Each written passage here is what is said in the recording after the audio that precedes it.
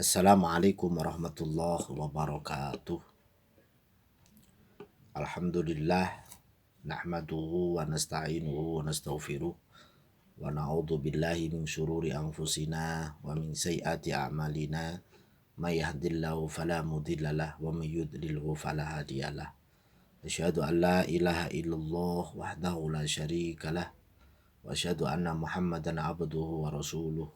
Allahumma salli wa sallim ala sayyidina Muhammadin wa ala alihi wa ashabihi wa tabi'in wa man tabi'ahum bi ihsan ila yaumiddin. Amma ba'du.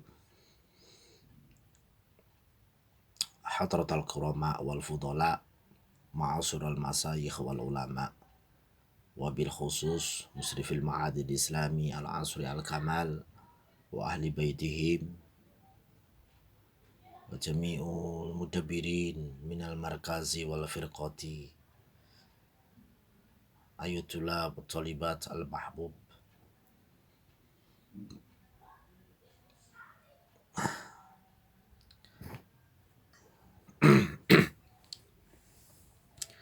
Para santri yang dimuliakan Allah Subhanahu wa taala. Alhamdulillah kita bisa berjumpa kembali di momen di bawah agenda Pekan Ta'aruf di Tulabil Judud. Padahal antum sekalian sudah lama di sini, paling tidak 3 tahun. Tapi masih ada pekan orientasinya. Karena memang memasuki zona baru, memasuki suasana baru, metode kurikulum yang baru, kelas baru, tingkatan baru. Maka cukup baik ketika diadakan orientasi kembali dengan tema-tema yang lebih dekat kepada kebutuhan para santri, bukan hanya sebatas pengenalan terhadap pesantren. Karena memang antum sekalian sudah dianggap ya cukup mengenal lah terhadap pesantren. Nah, enggak cukup mengenal ya sosok kualat kan begitu. Para santri yang berbahagia, kita saat ini berbicara terkait tema yang cukup romantis. Tema dimana membuat kita bersemangat untuk mengamalkannya bagi mereka-mereka yang benar-benar mampu memahami tema itu. Apa tema kita? Al-khidmah wal hub. Jadi berkhidmah dan cinta yang disandarkan kepada sebuah lembaga, khususnya pesantren. Khususul khusus ma'aduna al-ma'ad al-islami al-asri al-kamal. Kalau kita berbicara tentang cinta, cinta itu al-hubbu la yutakallamu wa la yuktabu lakinnahu yus'aru. Cinta itu ya enggak hanya sekedar bisa ditulis atau hanya diucapkan dengan gombal atau gombalisasi, tetapi cinta harus benar-benar dirasakan. Ya, kalau kita berbicara cinta, mainnya adalah perasaan. Ya, seusia kalian semuanya pasti punya cinta.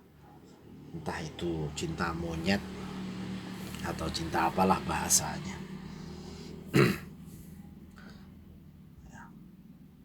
Nah, cinta ini nanti akan berbeda atau bahkan senantiasa berhubungan, tak bisa dipisahkan, atau dikenal mutualisme, simbiosis atau simbiosis mutualisme, apa istilahnya itu, dengan khidmah. dua tema yang senantiasa beriringan, dua kata yang senantiasa beriringan, saling membutuhkan untuk memperkuat satu di antara yang lain. Cinta dan khidmah. Masuk kita khidmah. Khidmah itu kalau kita melihat dari segi bahasa ya bermakna berasal dari kata khotima, yang artinya bisa dimaknai dengan melayani atau membantu, ya, membantu. Dalam tradisi keagamaan yang melayani atau membantu guru, kiai, ataupun lembaga, organisasi pendidikan dengan sepenuh tenaga yang disertai dengan kesabaran, kesadaran, keikhlasan, semata-mata hanya mencari ridho Allah dan ridho guru atau lembaga yang menjadi tempat mencari ilmu, dengan harapan ilmu kita menjadi barokah, ilmu kita menjadi manfaat, karena dengan mendapatkan atau membawa ridho guru. Karena ridho guru merupakan kunci sukses keberhasilan daripada seorang murid. Apa yang dimaksud dengan berkah? Berkah itu seringkali diidam-idamkan. Ya, makanya ada satu riwayat mengatakan doa yang singkat tapi mempunyai makna yang cukup dalam, yaitu barokah. Barokah, barokah.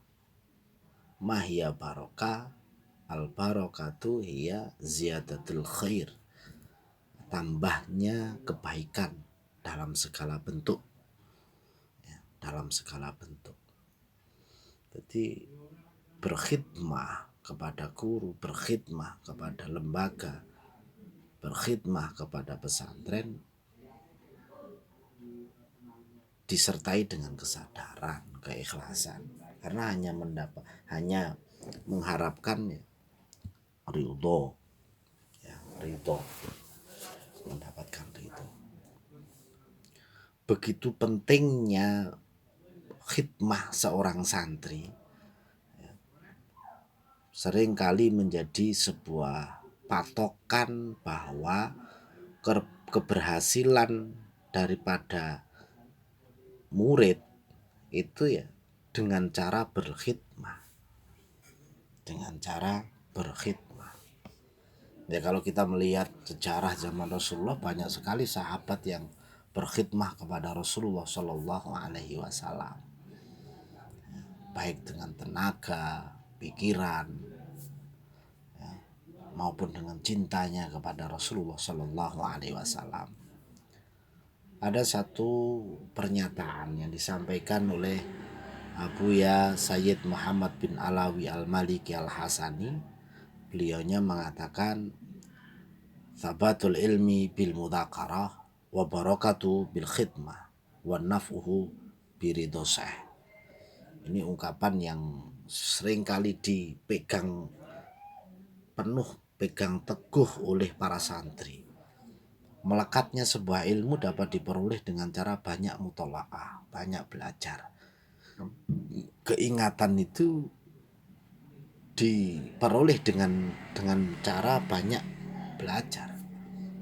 Banyak belajar, banyak menelaah.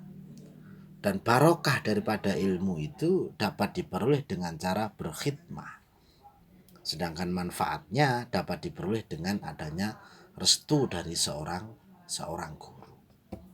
Makanya santri cukup perlu untuk berkhidmah agar keberkahan selalu mengucur padanya. Karena dengan berkhidmah seorang santri dan guru akan sambung, saling terikat. Ya. Karena suatu saat dengan khidmah pula itu, kelak santri akan menjadi ganti daripada guru. Kalau sekarang berkhidmah itu seringkali dimaknai dengan mengabdi, ya. Seringkali dimaknai dengan mengabdi. Bahkan banyak sekali lembaga-lembaga pendidikan seperti pesantren misalkan mewajibkan santri untuk mengabdi setelah dia lulus 1 tahun 2 tahun. Ya, lembaga-lembaga pendidikan itu juga banyak seperti itu untuk mengabdi. Karena apa? Ya pentingnya mengabdi itu. Pentingnya mengabdi itu bahkan menjadi sebuah keharusan bagi santri itu mengabdi. Ya, mengabdi. Model daripada mengabdi itu banyak sekali. Bisa dengan al-khidmah bin nafsi atau al-khidmah bil mal atau al-khidmah bidoa. Khidmah dengan nafsi fisik atau tenaga, ya, ngabdi ning dalem dengan tenaga yang kecil-kecil, membantu kiainya atau bahkan seperti merapikan sandal kiainya, ustadznya ketika masuk di suatu majelis di masjid. Ketika ada kerepotan di dalam senantiasa membantu atau malah mengabdikan diri atau abdi dalam. Yang kedua bisa juga dengan mal, khidmah di mal. Cuman kalau antum sekalian masih nyantri ya belum mempunyai penghasilan yang benar-benar mencukupi untuk dalam hal seperti ini, ya. Biasanya Bilmal ini ketika sudah sukses jadi alumni kemudian membantu pesantren lembaga tempat dia belajar dulu, ya itu juga mengabdi, macam-macam memang mengabdi itu.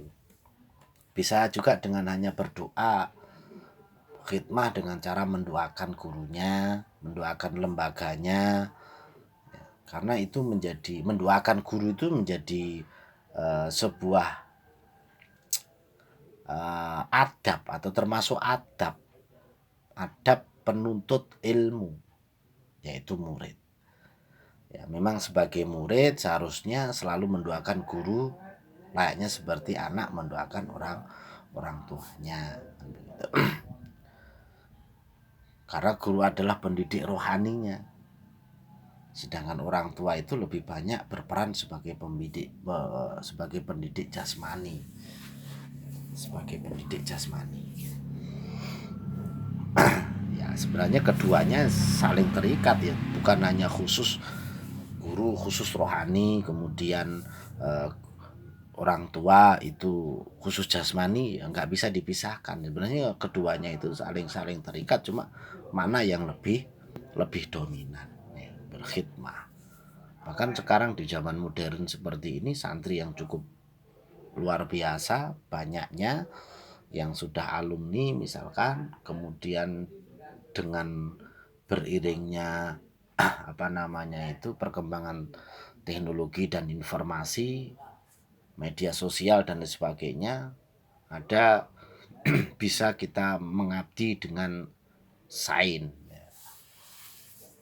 al khidmah dengan sain, dengan banyak pengetahuan dikhidmahkan kepada pesantren. Banyak sekali sekarang ini. Seperti termasuk juga di dalamnya syiar pesantren, syiar lembaga, itu juga mengabdi, ya. Juga mengabdi. Nge-share daripada ke pesantren itu juga mengabdi. Atau bahkan melestarikan budaya-budaya pesantren di mana dia belajar dulu dalam kehidupan sehari-hari sebisa mungkin. Nah, itu juga bisa dikatakan mengabdi, ya. Karena senantiasa menghidupkan pesantren, ya.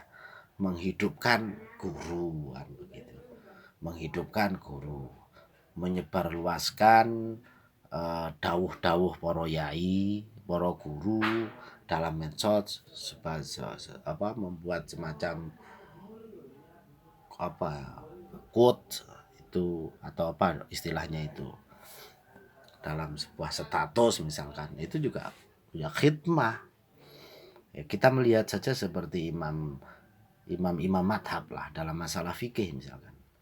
Madhab-madhab itu sebenarnya yang muncul di dunia ini ya bukan hanya 4 madhab, itu banyak sekali. Cuma kenapa mereka yang lain itu tidak berkembang? Karena memang tidak dilestarikan oleh para muridnya. Yang mengembangkan, yang melestarikan, yang menyebarluaskan itu ya para muridnya. Imam Hanafi misalkan, Imam Hanafi pendapat-pendapatnya bisa menyebarluas sampai sekarang ya disebarkan oleh awal-awalnya adalah muridnya atau yang biasa juga dikenal dengan sahabatnya Abu Hasan Al-Ansori itu kalau tidak salah namanya. Abu Yusuf Al-Ansori. Abu Yusuf Al-Ansori. Atau siapa itu? Saya agak lupa itu. Itu sebagai pengembang ya, sebagai pengembang madhab. Ya. Ya seperti halnya sekarang mungkin yang ngetren Gus Baha memberikan penjelasan-penjelasan tentang Mbah Maimun, pemahaman-pemahaman tafsir Mbah Maimun, atau pemahaman-pemahaman Islam Mbah Maimun yang menyebarluaskan, itu juga mengabdi ya, mengabdi sekarang memang sudah ngetren zaman sekarang itu dengan media sosial, YouTube, Facebook, Twitter, Instagram dan lain sebagainya. Karena memang sebenarnya mengabdi itu kebutuhan pribadi seorang murid kepada guru, kebutuhan pribadi seorang murid kepada lembaga, kepada organisasi untuk meraih keberkahan daripada ilmu-ilmu yang didapat selama mengajar di situ. Mengajar di situ. Ya, banyak contoh kalau kita mengkaji tentang ulama-ulama klasik gitu, ridho guru itu menjadi sebuah kemutlakan dalam keberhasilan seorang santri. Maka dalam kitab Ta'limul Muta'alim itu ada sebuah syair yang mengatakan uqaddimu ustadi ala nafsi walidi wa inna lani min walidi al-fadla wa syarafa. Aku lebih mengutamakan guruku daripada orang tuaku. Meskipun dari orang tuaku aku mendapat keutamaan dan kemuliaan. Kenapa kok bisa memuliakan guruku? Fadzaka murabbir ruhi wa ruhu jauharu wa hadza murabbil jismi wal jismu kasodafi. Guru adalah pengasuh jiwaku, sedangkan orang tua adalah pengasuh badanku. Ya, seperti tadi yang dikaitkan bahwa kata guru adalah pendidik rohani, sedangkan kata orang tua itu sebagai pendidik jasmani. Guru adalah pengasuh jiwaku, sedangkan orang tua adalah pengasuh badanku. Perumpamaan jiwa adalah mutiara dan badan bagaikan kerang. Banyak sekali nih motivasi-motivasi sebagai bentuk bahwa kita memang ya harus namanya mengabdi itu. Banyak juga ulama yang menekankan pentingnya berkhidmah. Di antaranya seperti tadi saya kutip seringkali Abuya Sayyid Muhammad bin Alawi Al-Malik Al-Hasani juga pernah mengatakan at-talibul khudum ahsanu indi minat talibil mujtahid. Santri yang senang berkhidmah bagiku lebih baik daripada santri yang rajin belajar. Ya. Bahkan menekankan begini, at-talibu indi man yata'allamu wa yakhtamu wa man yakhlusu fi khidmatihi yaftahullahu alaih. Yang dikatakan murid menurutku itu ya seseorang yang belajar sekaligus berkhidmah. Barang siapa yang tulus berkhidmah, maka Allah akan membukakan baginya pintu kebaikan. Artinya memang sebuah keharusan seorang murid itu. Ya, sebuah keharusan seorang murid itu untuk berkhidmah. Nah, dengan adanya khidmah, pengetahuan yang diterimanya bisa diamalkan. Jadi dengan berkhidmah memunculkan keberkahan, kemanfaatan. Makanya ada mengatakan bil ilmi irtafa'a wa bil khidmati intafa'a. Dengan ilmu kita akan diangkat derajatnya. Dengan berkhidmah baik itu kepada guru, kepada ilmu, kepada lembaga, maka kita akan mendapatkan sebuah kemanfaatan, ya, sebuah kemanfaatan. Itulah namanya khidmah. Kalau kita melihat sejarah profil daripada ulama salafus soleh, guru-guru kita, ketika beliaunya nyantri, ya banyak sekali yang ngabdi kepada guru. Bahkan beberapa yang hanya cukup ngabdi tanpa belajar secara dohir, berkumpul dengan teman-teman yang lain, tapi ketika kembali malah mendapatkan ilmu yang luar biasa, ilmu yang bermanfaat, bahkan sampai mendirikan pesantren. Dan ini bukan satu dua, banyak sekali, ya, banyak sekali. Karena yang dengan cara khidmah itu ilmunya kita akan bermanfaat. Termasuk santri, misalkan santri Al-Kamal lulus dari Al-Kamal, kuliah di sekitaran sini, Blitar, Tulungagung, Kediri misalkan, tetap berada di pesantren, masuk Matali, kemudian nanti ikut di kepengurusan markazi pusat, yang nanti juga kembali atau mengajar di madrasah diniyah, ya itu bentuk pengabdian yang membuat ilmunya manfaat, ilmunya tersalurkan, yang insya Allah juga menjadikan dirinya lebih dekat kepada Allah Subhanahu wa Ta'ala.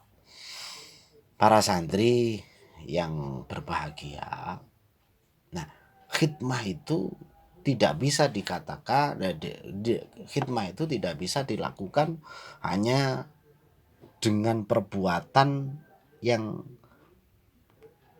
itu dilakukan dengan cara keterpaksaan, tidak bisa.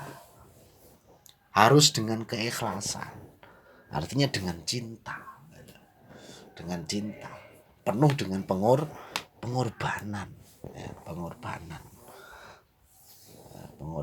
ya, dengan cinta itu. Kalau kita cinta karena merasa butuh, ya, merasa butuh itu disertai dengan kesadaran, penuh rasa bahagia karena mengetahui efek daripada perbuatan itu, baru bisa disebut dengan khidmah. Itu bukan mempunyai niat-niat terselubung di dalamnya. Wallahu alam, kalau mempunyai niat-niat jelek ya kembali kepada inamal a'malu binniyat, bisa dikatakan seperti itu, ya. Maka ada sebuah makalah al hadis itu, ya, mengatakan sayyidul qaumi khadimuhum, ya, tuan atau pimpinan pimpinan dari kaum itu ya pembantunya. Maka kembali kalau kita maknai dalam konteks pemerintahan atau konteks kepemimpinan organisasi, ya, ketua atau pimpinan itu sebenarnya kan bagaimana mengayomi kebutuhan daripada anggota,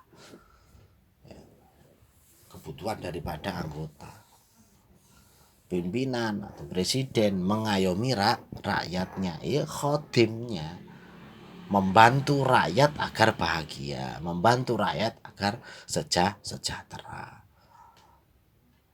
Ustadz, kiai membantu santri agar bahagia dunia akhirat. Makanya kalau kita melihat surat-suratnya kiai misalkan, atau dalam sambutannya misalnya Khodimul Ma'ad bla bla bla bla, atau kemudian masih ditashir Waidimul Ma'ad tanda tangan bla bla bla bla, ya, sebentuk ketawaduan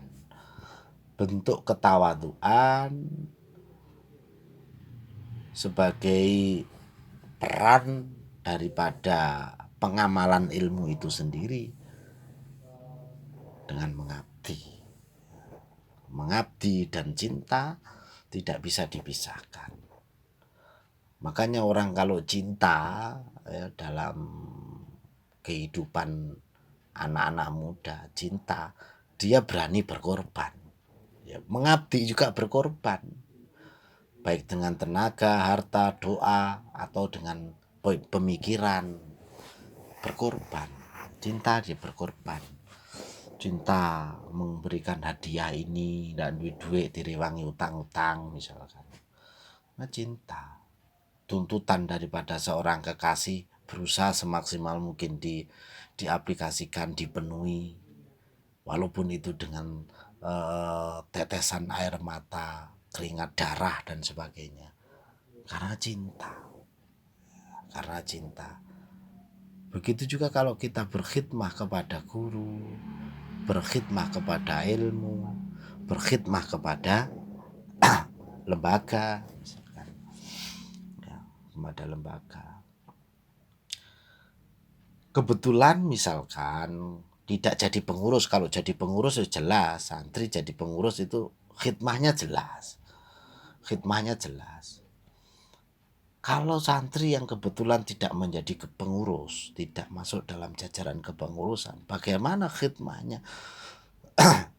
Ya selain tadi yang saya sebutkan termasuk menjaga alma mater, siar dan lain sebagainya, itu mentaati aturan-aturan yang ada di pesantren dengan kesadaran dan penerimaan yang ikhlas, dengan cara mematuhi aturan-aturan itu ya khidmah sebagai bentuk rasa suka kepada lembaga.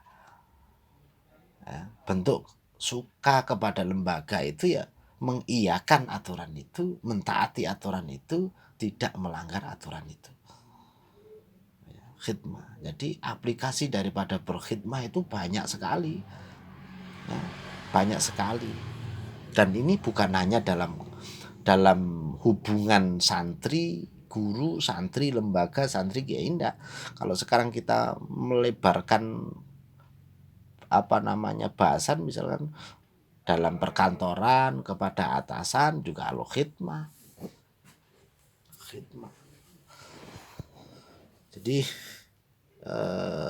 penting banget.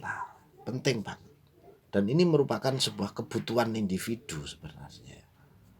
Kalau kita memahami benar kebutuhan individu kita sebagai seorang santri, bagaimana kita senantiasa berusaha mampu menkhidmahkan diri, mengabdi kepada ilmu, kepada guru, kepada kiai, kepada pesantren, kepada lembaga-lembaga yang lain, yang kita itu bisa dikatakan bukan hanya sebatas balas budi ya. Bukan hanya sebatas balas budi, karena memang sebagai bentuk tanggung jawab kita mengetahui efek daripada mengabdi itu. Ya, mengabdi itu. Karena barokahnya ilmu itu dengan cara khidmah itu.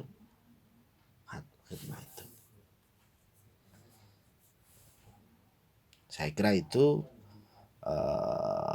terkait dengan al-khidmah dan cinta. Bagaimana kita bisa berkhidmah dan cinta kepada pesantren? Ya kita harus betul-betul memahami apa itu khidmah, apa itu manfaatnya khidmah, ya, bagaimana kita bisa melaksanakannya. Itu nanti kita akan mampu secara otomatis melaksanakannya, karena kebutuhan kita. Ya, naluri seorang manusia itu senantiasa berusaha semaksimal mungkin untuk memenuhi kebutuhan. Saya kira itu. Kalau ada pertanyaan, monggo kita awali. Ini hanya sebatas mukadimah sebenarnya, tapi terlalu panjang. Mukadimah, nanti ada sistem tanya jawab. Moderator bisa memberikan memberikan fasilitas untuk itu.